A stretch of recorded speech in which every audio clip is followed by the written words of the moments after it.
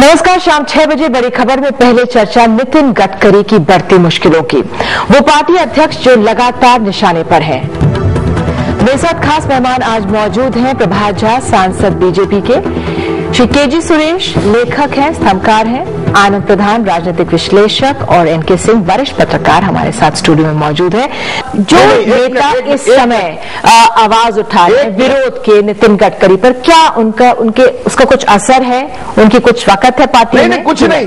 देखिए, पार्टी चलते हैं। प्रभात झा जी चाहे जो कहें कि उनकी कोई वक्त नहीं है, राम जेठमलानी को वो पार्टी से कई बार बाहर जा चुके हैं, फिर पार्टी में आ चुके हैं, ये सब हो चुका है, लेकिन उनको राज्यसभा का टिकट देकर के पार्टी ने चुनाव जितवाया। महेश जेठमलानी को प्रभात झा जी भले न जानते हो, पर उनको स्पेशल इनवाइटी बनाया और बहुत सारे मामलों में वो पार्टी के एक तरह से चेहरे भी रहे टेलीविजन चैनलों पर, स्पोक्स पर्सन की तरह से। बावजूद इसके अगर पार्टी ये कह रही है कि वो कौन है, मेरे अंगने में तुम्हारा क्या काम है, क्योंकि कल तक जब वो आपके पक्ष में बोल रहे थे तब तक तो आपने उन पर सवाल नहीं उठाया। असल में मुश्किल यह है बीजेपी की कि वो जो वास्तविक सवाल हैं उनसे भाग रही है। सवाल ये जेठमलानी, महेश जेठमलानी का नहीं है, सवाल ये राम जेठमलानी का नहीं है, सवाल ये है कि आप पार्टी के अंदर भी कितने लोगों का मुंह बंद करेंगे। और जो मुंह बंद करने का सवाल है वो वास्तव में बाहर सवाल उठ रहे हैं, उसका दबाव खुद पार्टी के अंदर पड़ रहा है। क्यों ऐसा हुआ? ऐसा क्यों हुआ कि नितिन गडकरी का जो हिमाचल का दौरा था वो रद्द करना पड़ा? क्यों? इसकी वजह यह है कि पार्टी फेस नहीं कर पा रही है। गडकरी एक तरह से बोझ हो गए हैं पार्टी के ऊपर, और जो एक तरह से बीजेपी एक हाई मॉरल ग्राउंड ले रही थी, उस पूरे गुब्बारे को पंचर कर दिया इस घटना ने।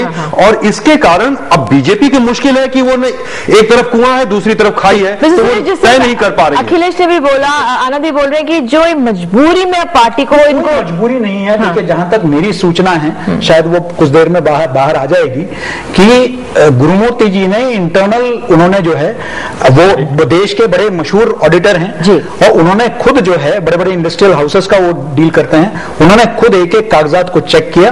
उनको कुछ टेक्निकल जरूर ये हो सकता है कि एड्रेस बदला, उसको सूचित नहीं किया गया, उनका जो एड्रेस सूचित नहीं किया गया, जो चेंज ऑफ एड्रेस था, बट उनको उसमें कोई भ्रष्टाचार या इरेगुलरिटीज उनको नहीं मिला है ना। तो उसी आधार पर जो है पार्टी जो भी फैसला लेगी उसी आधार पर लेगी। उनको एक तो ऐसा नहीं है कि पार्टी ने कोई ब्लाइंड रूप के दबाव में लिया है। दूसरी बात, गुरुमूर्ति ने क्यों नहीं सबके सामने आके प्रेस कॉन्फ्रेंस कर ये सवाल उठाया? इंटरनल अफेयर है ये। देखिए, ये पार्टी का पब्लिक इंक्वायरी नहीं है, पब्लिक इंक्वायरी निधि जी, यहाँ कोई पब्लिक फंड का सवाल नहीं है, यहाँ कहीं भी कोई सीएजी का इंडाइटमेंट नहीं है, सार्वजनिक लोकायुक्त का इंडाइटमेंट नहीं है, सार्वजनिक यहाँ कोई पब्लिक करप्शन की बात नहीं हुई है, यहाँ कोई अपने की बात नहीं हुई है, जो उन्होंने ऑडिट किया, जो उन्होंने देखा, जो की बात नहीं हुई है, अकाउंट्स देखे सर, जो उन्होंने मिस्टर गुरुमूर्ति ने पूर्ति के अकाउंट्स देखे, आप कह रहे से कुछ टेक्निकल, तो वो जिन्होंने उनको दायित्व दिया, ये काम दिया, उन्हीं को तो वो रिपोर्ट करेंगे। ये वो उनको कोई सरकार ने नियुक्त नहीं किया। लेटेंटली टीम केजरीवाल अटैक करती है बीजेपी को, बीजेपी के अध्यक्ष को। अगर सब कुछ साफ है तो क्यों नहीं बीजेपी एक प्रेस कॉन्फ्रेंस करके सब साफ करती कि बिल्कुल आरोप गलत है? बताइए, जब उन्होंने कहा कि भाई सबसे बड़ा कोई भी इंक्वायरी आप करा दीजिए, अगर गुनाहगार है तो हम राजनीति, इंटरनल भी तो होता है। स्टेटमेंट क्या है sir? Mister Kejriwal and team कहते हैं ना, हमारा सब वेबसाइट पर है, हमने अपना खुद देख लिया है, हमारी एक टीम बन गई है, हमारे जजेस हैं जो देख रहे हैं। अपने जजेस है ना, तो आप भी अपने जजेस, आप भी साफ करिए। तो इन्होंने भी देख लिया है, ये एक तरह से बिल्कुल लीपापोती की कोशिश है। और गुरुमूर्ति जिस तरह से बीच बचाव की कोशिश कर रहे हैं, वो संघ के इशारे पर इस मामले में पार्टी के अंदर जो एक विरोध पैदा हो रहा है, एक तरफ संघ ये लाइन ले रहा है कि ये बीजेपी का अंदरूनी मामला है, वो बीजेपी तय करे, और संघ किसी भी जो भ्रष्टाचार का आरोप होगा उसको खुद डिफेंड करना पड़ेगा, और उसमें संघ बिल्कुल भ्रष्टाचार के खिलाफ है। लेकिन दूसरी तरफ आप ये देख रहे हैं कि संघ के इशारे पर ही उनको, गडकरी को बचाने की कोशिशें हो रही हैं। इसके अंदर खुद बीजेपी के अंदर जो पॉलिटिकल डायनामिक्स है, अलग अलग ग्रुप है, जिसके बारे में कुछ महीने पहले प्रताप भानु मेहता, बहुत अच्छे पॉलिटिकल कमेंटेटर हैं, उन्होंने एक बात लिखी थी कि भारतीय जनता पार्टी एक पार्टी नहीं है, वो भारतीय जनता पार्टीज हो गई है। उसमें इतने सारे गुट हो गए हैं, इतने सारे ग्रुप हैं, उनकी इंटरनल जो पॉलिटिक्स है वो भी इसमें साफ दिखाई पड़ रही है। वो खुल करके उभर के आ रही है। फंक्शनिंग को अगर आप पार्टीज और डिफरेंसेस देखते हैं, वो आपका अपना इंटरप्रिटेशन हो सकता है, लेकिन किसी एक पार्टी में जहां एक परिवार के व्यक्ति को डिफेंड करने के लिए पूरी पार्टी कूद पड़ती है, जिनका पार्टी से कुछ लेना राम जेठमलानी को के मुद्दे पर क्यों डिफेंड कर रहे हैं? मैं सुषमा स्वराज का ट्वीट बताती हूँ। खबर ये सुबह आई, आज गडकरी जी मिले सुषमा स्वराज से और अरुण जेटली से मिले, लेकिन इस तरह की खबर ये शायद मीडिया में आई होगी कि सुषमा स्वराज विरोध में हैं, वो खुश नहीं है जिससे।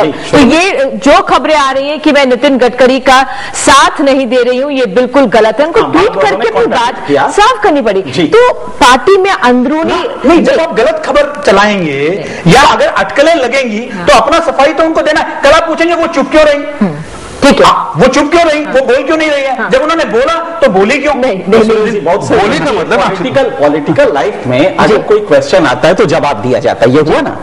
अब जब ये हुआ तो एक क्वेश्चन आया और आप ही लोग, क्योंकि जनता हमेशा मानती है कि बीजेपी कंपैरेटिवली एक शुचिता की बात करती है, ज्यादा करती है, तो ये इशू ये उठा कि इस शुचिता के फॉर्मेट में ये वाला इशू क्यों नहीं आ रहा है। और आप ये देखें कि अगर ये जीरो टॉलरेंस का मैसेज जाता तो क्या पॉलिटिकली अच्छा नहीं होता? अच्छा, ये बहुत आसान है कि आप कभी मीडिया को गाली दे दीजिए, कभी पब्लिक अकल को कह दीजिए, लेकिन आज पार्टी में खुद संघ में एक बड़ा वर्ग है जो कह रहा कि ये डिसीजन गलत है, इस पे हमें चुप नहीं रहना चाहिए।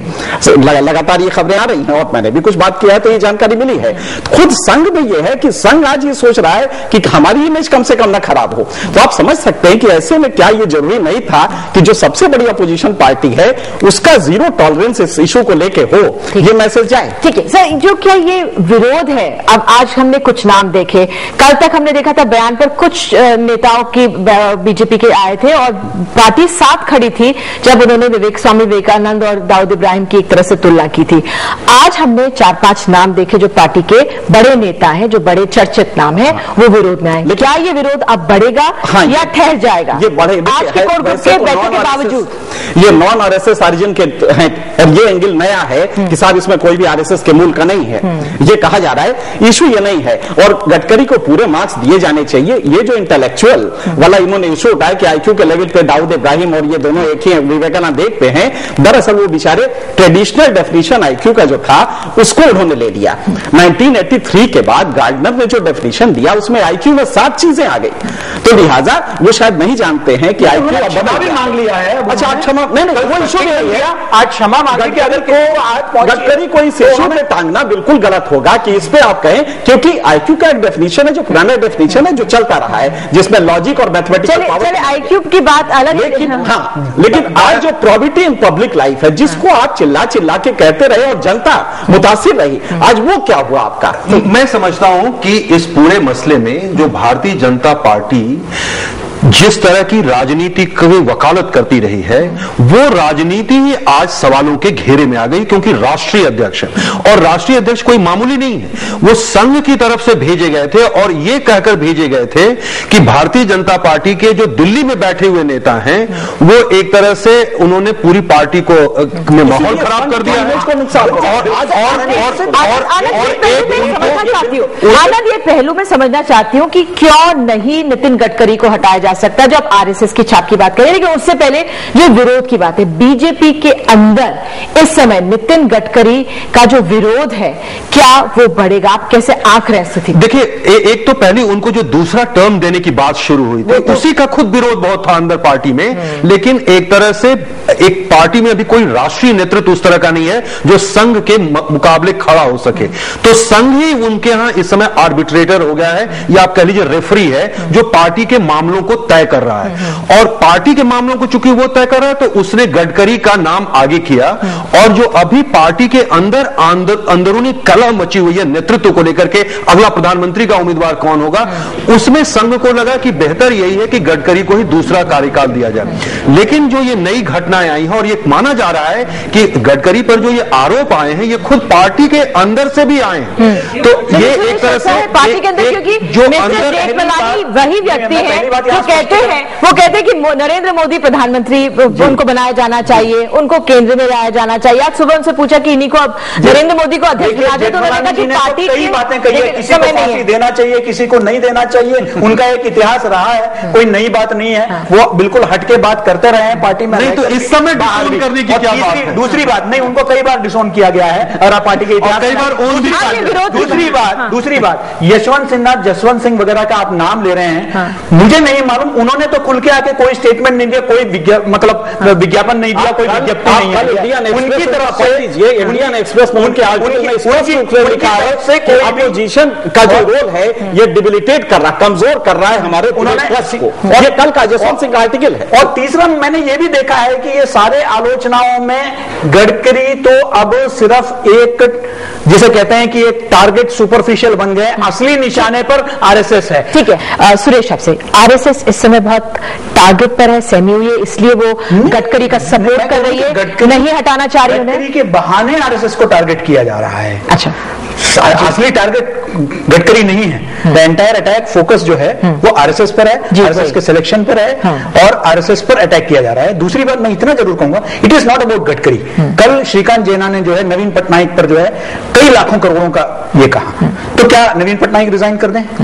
क्या इसी तरीके से जो है राहुल गांधी पर कहा, उनका जो कंपनी के बारे में जो लोन दिया गया उसके बारे में, तो क्या वो रिजाइन कर दें? मतलब आप कहां तक ये ले जाएंगे कि सिर्फ आपने एलिगेशन लगा दिया सलमान खुर्शीद पर हुआ, और भी कितने मिनिस्टर्स पर पूरे टीम ने लिया, लेकिन क्या वो सब रिजाइन कर दें? फिलहाल आप सभी आए, बहुत बहुत धन्यवाद।